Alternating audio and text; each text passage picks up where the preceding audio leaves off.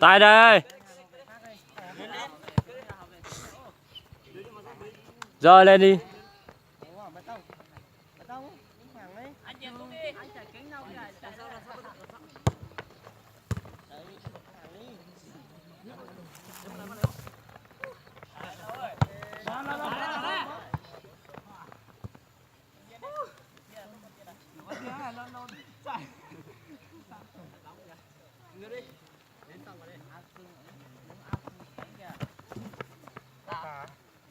Bỏ cái chai nước ra ngoài đây em ơi. Khui.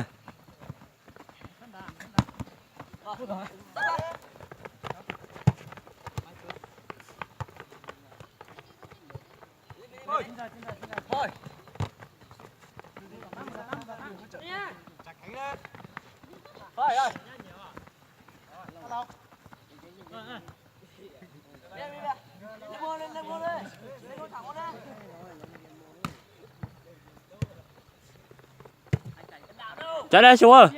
Để biên đây.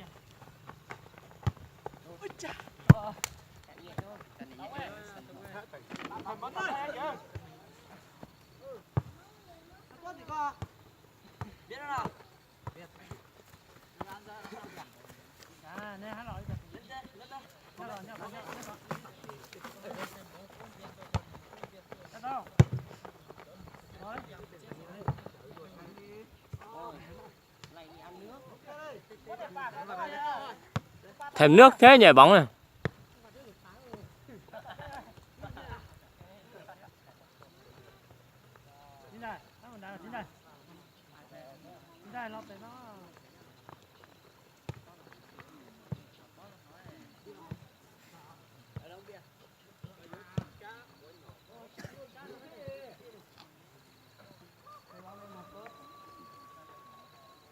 Cái người kìa.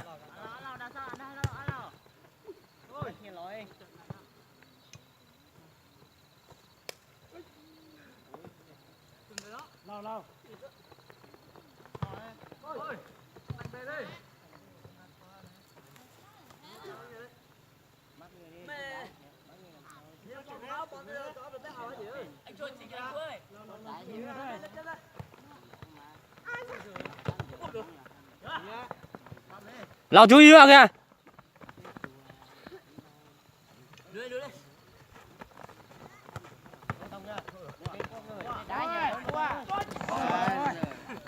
Chú ý vào.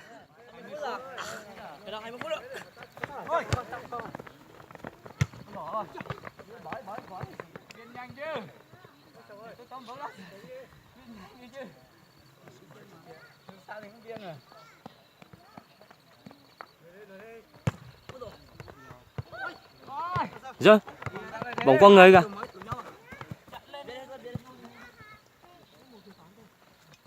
Chú ý cành người kìa. Lâu ơi.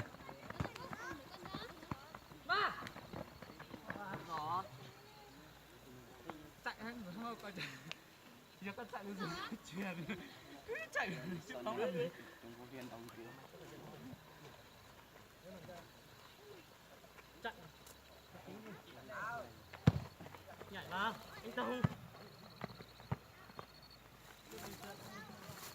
Anh Tùng. Bóng sống rồi lên kìa. Nhẹ luôn ạ. Rồi.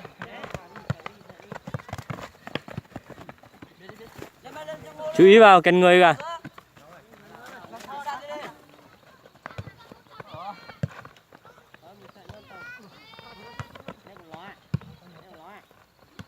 Nhớ ra chạy lên đi. Hồ Bảy Chính này đâu rồi?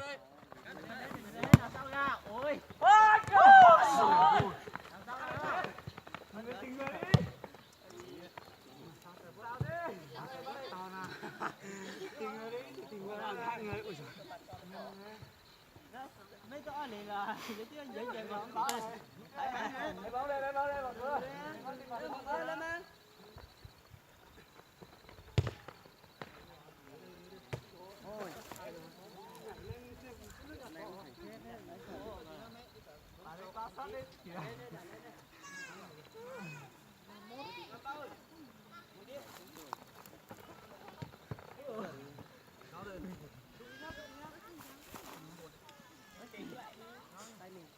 Đá như sân mình thế nào?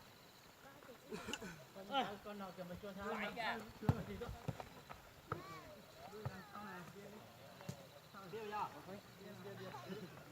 Sao là ta ra mắt có.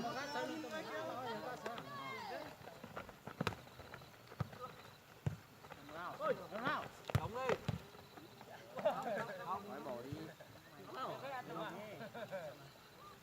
Chú ý vào cái người đấy, nó nén thảm môn đấy.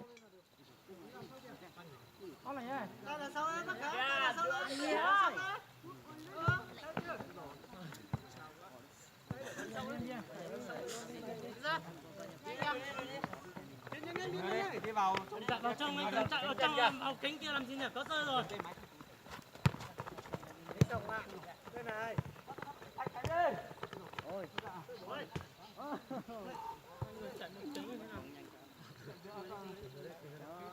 Chú ý bên vào.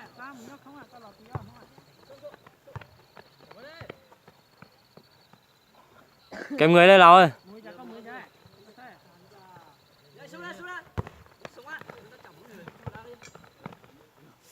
Thủ muốn kiếm bằng luôn đi.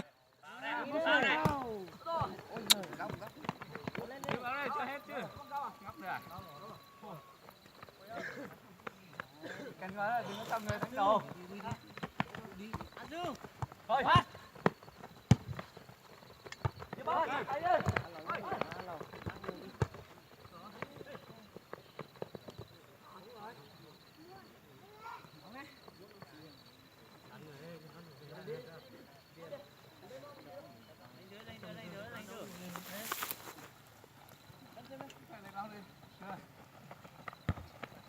Cú lên.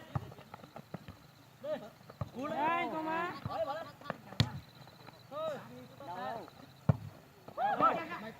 Hai người ra, hai người ra.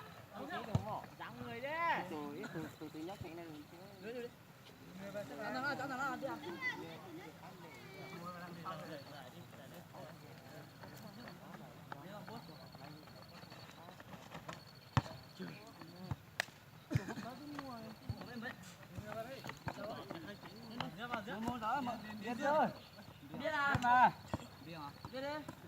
Kèm người đi.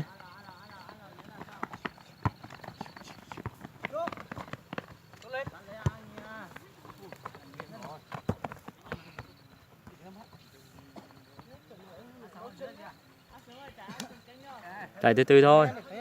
Xe này nhỏ quá không chạy được đâu.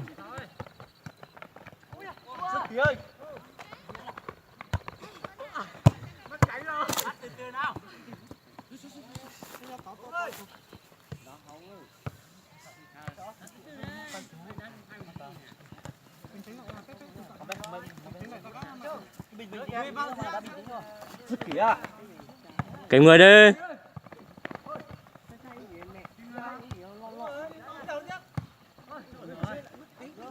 Chạy nhảy theo cho.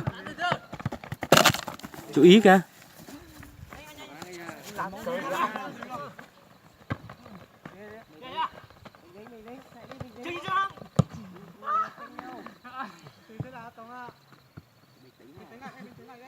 Bị tính thế nào?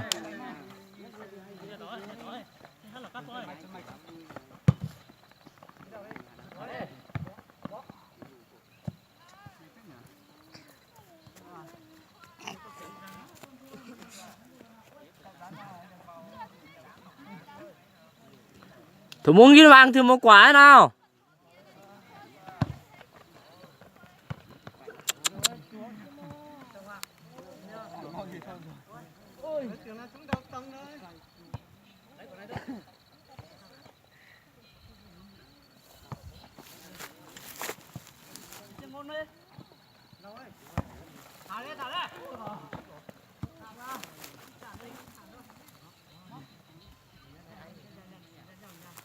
Điên rồi. Trước khi nó dễ mới tới. Để vào trong tí này, đừng có mà sạc quá. Rồi, vào trong này xong rồi. Trong cái cánh làm gì nhỉ? Nói rồi. Rồi, biết rồi. Chọc lên đây. Bỏ lâu ơi.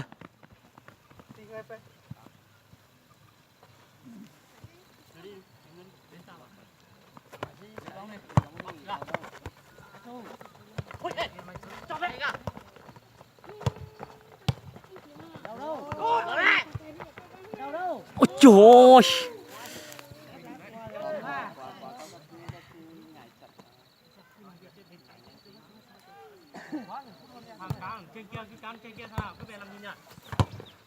Thế rồi. Lên luôn đi.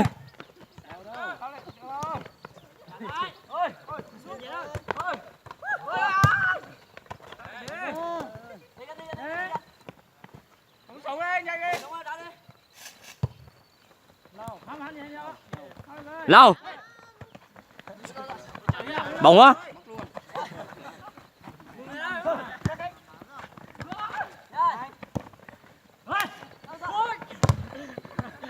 Nhấn ra nhiều. Lâu.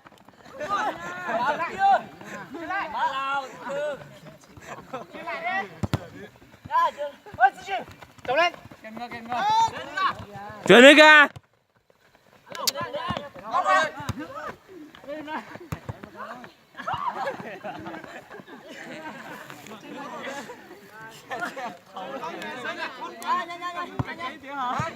Chú ý kìa. Đừng chặn người như thế.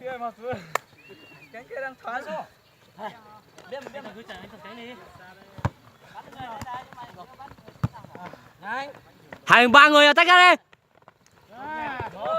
Chuyển nhanh đấy.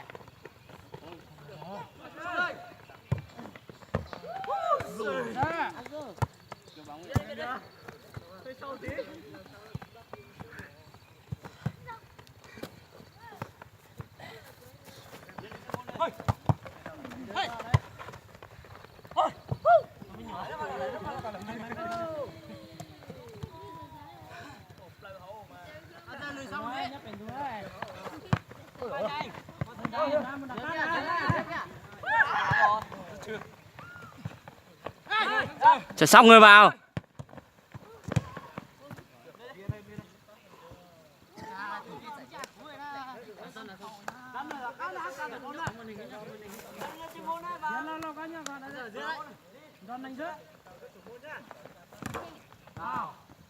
Chú ý vào, nó nén thảm môn đấy.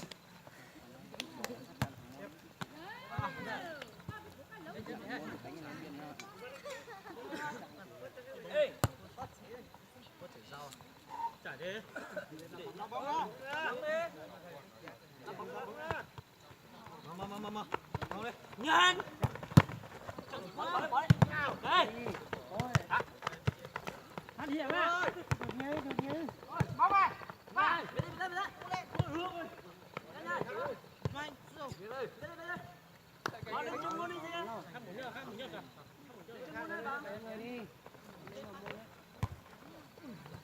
Chú ý vào.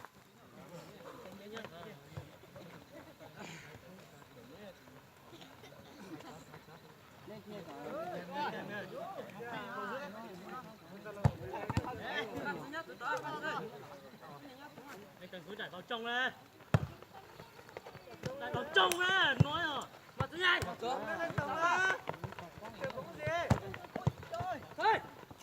Tách người đi.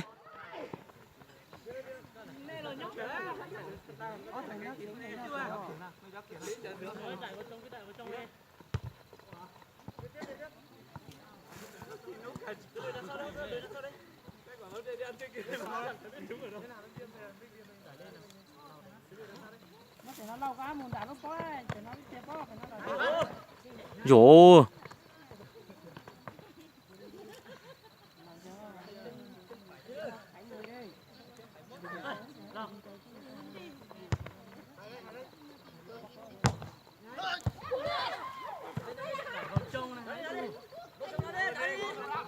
Chú ý cả lão ơi. Chú ý đằng sau, đằng sau.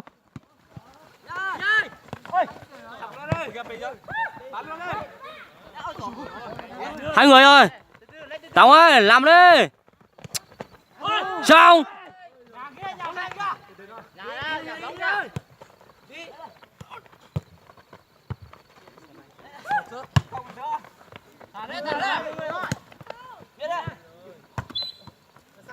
Chú ý vào, nó ném vào môn đấy.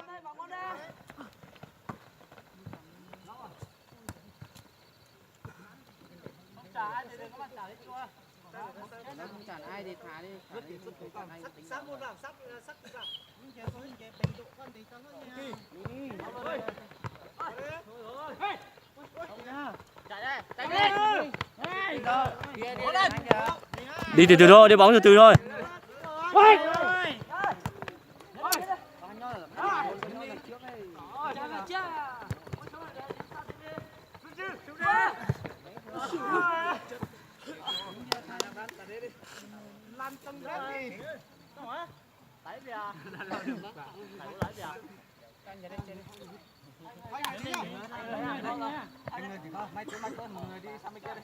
Tách người đây rồi. Tách người đi.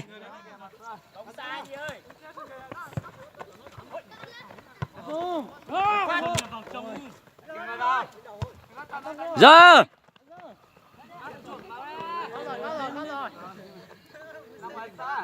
Còn nói ra ngoài đấy.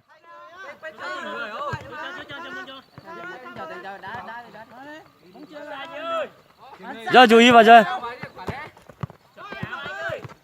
Cửa áo ra đây. Anh ơi. Không đuổi ra ngoài luôn đấy.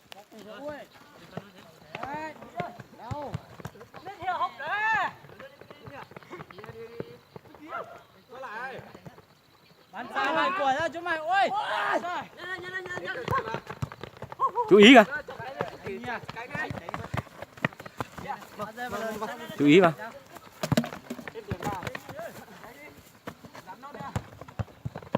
Giờ chú ý kìa. Bóng bóng qua người.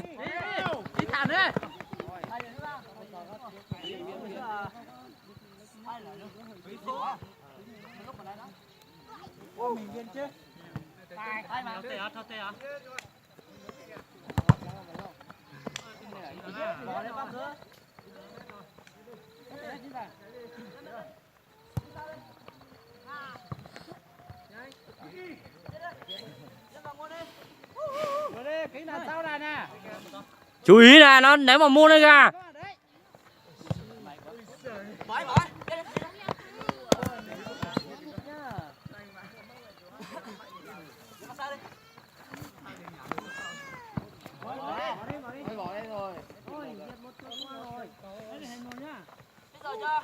Hết giờ rồi.